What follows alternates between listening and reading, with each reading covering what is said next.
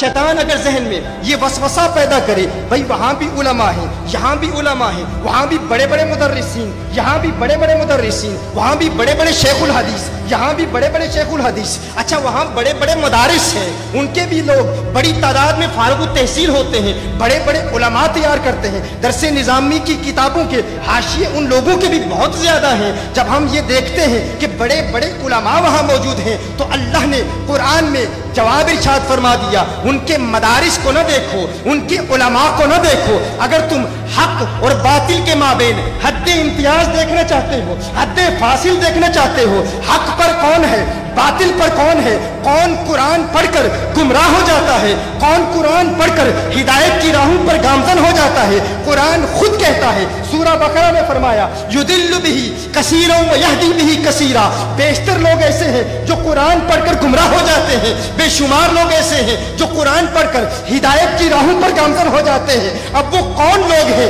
जो कुरान पढ़ के हिदायत हासिल करते हैं? फरमाया, औलिया अल्लाह को देखो। अगर हक जानना चाहते हो, हक और बातिल के माबेन डिस्टिंग्विशिंग फैक्टर जानना चाहते हो, आइसोलेटिंग फैक्टर जानना चाहते हो, हक पर कौन है, बातिल पर कौन है, तो ये नहीं देखना कि किस जमात में मौलवी कितने हैं, किस जमात में मुदर्रिस कितने हैं, किस जमात में शेखुल हदीस कितने हैं, किस जमात ने कितने मदारिस बनाए, किस जमात ने कितने फुकहा तैयार किए, किस जमात ने कितने मुहक्किकीन तैयार किए, किस जमात की फन्ने तफसीर में कितनी खिदमत है। ये नहीं देखना किस जमात में मौलवी कितने हैं, ये देखना दाता